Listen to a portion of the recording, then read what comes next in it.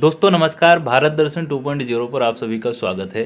और आज हम बात करेंगे जो आपकी डिमांड होती है, जिस प्रकार से हमारे जो वीडियो चलते हैं, रूम और पीजी के बारे में जानकारी लेंगे और भाई से यहाँ पर जानेंगे किस प्रकार से वो तैयारी कर रहे हैं और क्या करते हैं आखिर तैयारी में। सभी प्रकार की जानकारी भाई से जानते हैं। आपका शुभ नाम क्या भैया? उमेश यादव। उमेश यादव। क्या कर रहे हैं आप?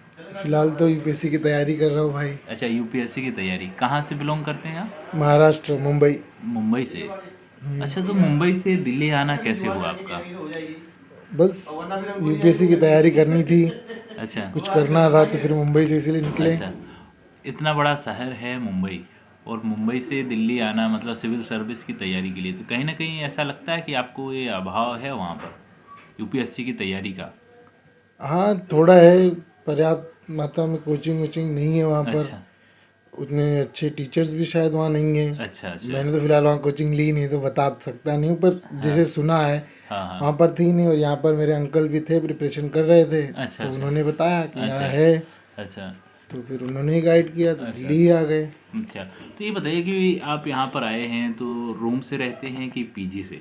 भाई फिलहाल तो ये रूम ही है। रूम है, तो इसमें खाना पीना अलग होगा। ये तो रूम है, तो क्या रेंट इसका देते हैं आप? 4300 500 है, समथिंग 4500 है। मतलब ये है 4,500 के लगभग आपका रूम रेंट है।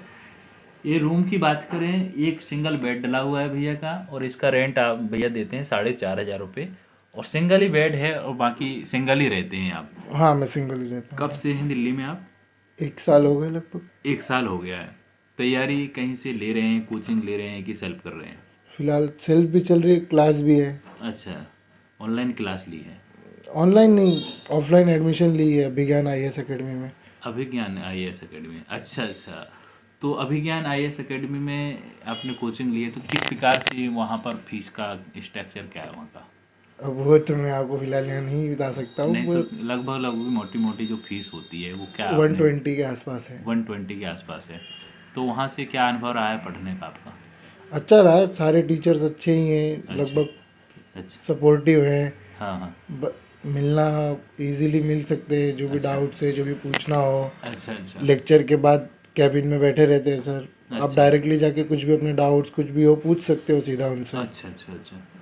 और ये बताइए कि आपका जो टोटल खर्चा हो जाता है, रूम का तो आपने बता दिया 4,500 रुपये, इसके अलावा जो आपका खर्चा होता है टोटल मिलाकर के कम से कम कितना हो जाता है?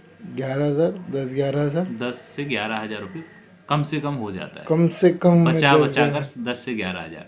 अधिक से अधिक कितना कर सकता है कि स्टूडेंट यहाँ पर खर्चा?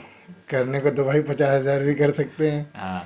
और रहने को तो यहाँ मैंने सुना है कि 5,000 में भी रह लेते हैं। अच्छा अच्छा छोटी छोटी जगहों पर रूम लेके रह लेते हैं। अब तो अपने ऊपर डिपेंड करता है कि हम कैसे यहाँ रह रहे हैं, अच्छा अच्छा कितनी सुख सुविधा भोगना चाह रहे हैं। अच्छा। और ये रूम रेंट आपने 4,500 में जब लिया, स्टार्टिंग में 4,500 था कि धीरे धीरे बढ़ाया गया है नहीं इसको? नहीं, स्टार्टिंग में ही 4,500 था भाई। यदि कोई आता है यहाँ पर रूम के लिए या पीजी के लिए, तो किस प्रकार से आपने ब्रोकर के थ्रू लिया था, जैसे जो ब्रोकर होते नहीं नहीं, मैं हैं? इस यहाँ पर मेरे अंकल ही पहले रहते थे, अच्छा अच्छा तो उन्होंने ही कहा था कि एक बार देख लो, अगर अच्छा लगे तो ठीक है। फिर अच्छा अच्छा मैं यहाँ आया और अच्छा लग गया तो फिर यहीं ले लिए। अच्छा सारी चीज़ें यहाँ से पास में हैं। अच्छा। तो आप रूम पर पढ़ते हैं या लाइब्रेरी जाते हैं पढ़ने? रूम पर भैया। रूम पर। आप देख सकते हैं रूम काफ़ी बेहतरीन बना रखा है। लाइब्रेरी की कोई ज़रूरत नहीं है, रूम को ऐसा बना रखा है कि ये लाइब्रेरी ही लग रही है। आप कितना टाइम दे देते हैं अपनी पढ़ाई को? 9-10 घंटे तो हो 9-10 जाते घंटे हैं, मतलब कोचिंग रेगुलर? के साथ मिला के। अच्छा, मतलब 4-5 घंटे अपना रूम पर हो जाती है, 4-5 घंटे की आपकी क्लास हाँ, क्लास क्लास तो 2 घंटे की है दो? फिलहाल। अच्छा अच्छा और 5-6 घंटे खुद भी हो जाते हैं, अच्छा। 8-9 घंटे हो जाते हैं मतलब हो लगभग। जाती है रेगुलर। तो आपको ऐसे स्टूडेंट हैं जो बोलते हैं कि यूपीएससी के लिए 15 घंटे पढ़ना है, 12 घंटे पढ़ना है, 20 घंटे पढ़ना है, तो ये भैया बात? यहाँ पर तो 10-10 12-12 साल से लोग पढ़े हैं। हाँ। ऐसे लोगों से भी मिल चुका हूँ जिनका अच्छा अभी तक प्री भी नहीं निकला है, अच्छा अच्छा। और वो कहते हैं कि इतना पढ़ो, ये पढ़ो, वो पढ़ो। तो इनसे कैसे सावधानी रखें? सभी व्यूअर्स हमारे जो प्रिय विद्यार्थी देखते हैं, तो उनके लिए क्या कुछ नहीं, मैसेज? बस सुनो, एक कान से दूसरे कान से इग्नोर कर दो। अच्छा, यही है। एक कान से सुन के निकाल दो, खुद पे ही भरोसा रखो, सबसे अच्छा यही है। खुद से सेटिस्फाई। 15 घंटा 16 घंटा हम मान सकते हैं पढ़ सकता है कोई, पर 1-2 दिन पढ़ने के बाद तो इंसान थक ही जाएगा इतना घंटा पढ़ने के बाद। हाँ, 15-16 घंटा कौन डेली तो पढ़ नहीं सकते। कंटिन्यूटी इतनी अच्छी कि 15-16 घंटा एक दिन पढ़ने से अच्छा 15-16 दिन तुम 2-2 घंटे ही पढ़ लो, वही ज़्यादा बेहतर है तुम्हारे लिए। अच्छा, आपका जो ग्रेजुएशन हुआ है तो क्या किया है ग्रेजुएशन में आपने? मैं कॉमर्स से ग्रेजुएट हूँ, बीकॉम, बीकॉम किया मुंबई है, यूनिवर्सिटी से। मुंबई यूनिवर्सिटी से। तो मुंबई और दिल्ली में क्या अंतर आपने देखने को मिला है आपको यहाँ पर? जैसे मुंबई तो बहुत बड़ा शहर है और दिल्ली भी है, ये राजधानी उतना ही बड़ा है, है ये अपनी भारत की राजधानी है, वो आर्थिक राजधानी भी बोला जाता है मुंबई को। तो अंतर क्या देखने को मिला है यहाँ पर? अब मैं तो शुरू से ही मुंबई में रहा हूँ, तो यहाँ मुझे काफ़ी दिक्कत भी आई है अच्छा खाने वगैरह को लेकर, अच्छा। टेस्ट वगैरह में लेकर, यहाँ के लोगों से।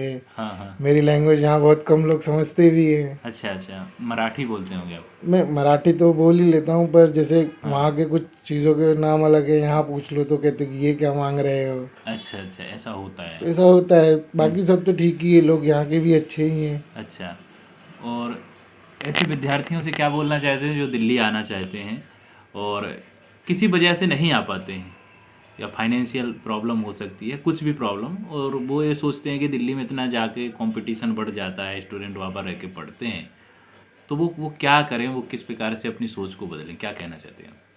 देखिए भाई, दिल्ली आना है ज़रूरी तो है नहीं। हाँ मैं भी बस इसलिए आया कि पता तो चल जाए हाँ। इसकी नींव क्या है, कितनी इम्पोर्टेंस है।